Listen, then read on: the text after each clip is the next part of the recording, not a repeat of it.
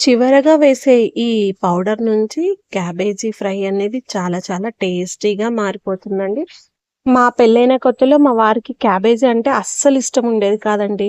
ఇలా ఈ పౌడర్ వేసి చేయటం వల్ల నేను క్యాబేజీ ఫ్రై అనేది మా ఇంట్లో వాళ్ళకి చాలా చాలా నచ్చేసిందండి. ఇది మా అమ్మ స్పెషల్. మా అమ్మ ఇలా చేసేదండి.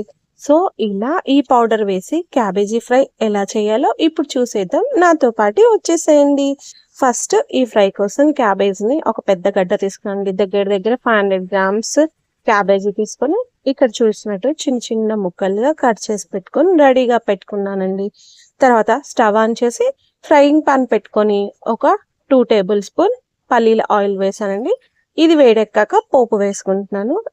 ఈ క్యాబేజీ ఫ్రైకి పోపు ఎక్కువగానే ఉంటే చాలా టేస్టీగా ఉంటుందండి. అందుకే 2 టేబుల్ స్పూన్ మినపప్పు వేసాను. అలాగే శనగపప్పు కూడా ఉంటే శనగపప్పు కూడా వేసుకోండి. నాకి ఇంట్లో శనగపప్పు లేనందుకు పోపులో శనగపప్పు వేయలేదు. సో, హాఫ్ టేబుల్ స్పూన్ జీలకర్ర, అలాగే ఆవాలు, ఇది చిటపటమన్నాక కరివేపాకు. ఇప్పుడు ఈ ఆయిల్‌లోనే ఫ్రై చేసుకోవాలండి. ఆయిల్‌లో ఫ్రై చేసుకుంటే కరివేపాకు ఫ్లేవర్ మొత్తం కర్రీకి మొత్తం వచ్చేస్తుంది. సో, కరివేపాకు కూడా వేసుకున్నాక మనం ముందుగా తరిగి పెట్టుకున్న క్యాబేజీ ఫ్రై, అలాగే హాఫ్ టేబుల్ స్పూన్ పసుపు వేసేసి క్యాబేజీ పోపులో బాగా కలిసే విధంగా బాగా కలిపేసుకోవాలండి. ఈ క్యాబేజీ ఫ్రై కూడా ఫస్ట్ వేగనంత వరకు బాండికి నిండుగా ఉంది కదండీ!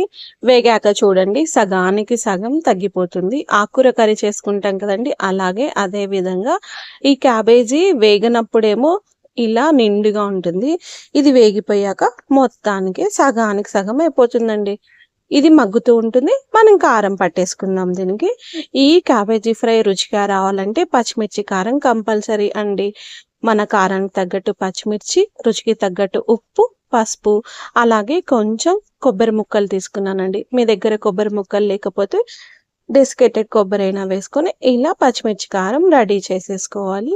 ఈ క్యాబేజీ ఫ్రైని మాత్రం మధ్య మధ్యలలో కంపల్సరీ కలుపుతూ ఉండాలండి. అడుగు మాడనివ్వకుండా కింది నుంచి పై వరకు, పైనుంచి కింది వరకు కలిసేలాగా మనం క్యాబేజ్‌ని అటు ఇటు కలుపుతూ బాగా ముక్క మెత్తబడేంత వరకు ఇలా మూత పెట్టేసి మధ్య మధ్యలలో కలుపుతూ బాగా ఫ్రై చేసుకోవాలి. చూడండి ఫస్ట్ చూయించినప్పుడు బాండికి నిండుగా ఉండింది. ఈ క్యాబేజీ మగ్గిపోయిన తర్వాత చూస్తే హాఫ్ ది క్వాంటిటీ తగ్గిపోయింది చూడండి. ఇదే మనకి ఇండికేషన్ అండి క్యాబేజీ ఉడికిందో లేదో. ఇలా క్యాబేజీ మొత్తం బాగా ఉడికిపోయాక మనం ముందుగా మిక్సీ పట్టుకున్న పచ్చిమిర్చి కారం ఉంది కదా! ఆ పచ్చిమిర్చి కారంని కూడా ఇప్పుడు క్యాబేజీలో వేసేసి ఈ కారం అంతా క్యాబేజీకి పట్టేలాగా కలిపేసి మనం వేసిన పచ్చిమిర్చి కారం పచ్చి వాసన పోయేంత వరకు మధ్య మధ్యలలో కలుపుతూ మనం ఈ క్యాబేజీ ఫ్రైని మగ్గించుకోవాలండి. ఎంత సిమ్‌లో ఉంచి మనం క్యాబేజీ ఫ్రైని మగ్గించి, అలాగే పచ్చిమిర్చి కారం వేసి మగ్గించామో అంత టేస్టీగా ఉంటుందండి.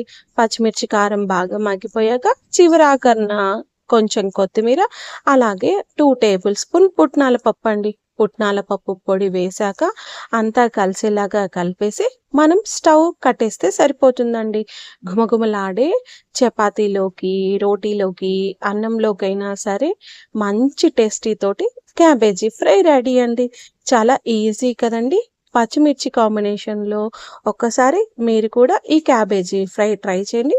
మీకెలా కుదిరిందో నాకు కామెంట్ చేయండి. మరిన్ని రుచుల కోసం సబ్స్క్రైబ్ చేయండి.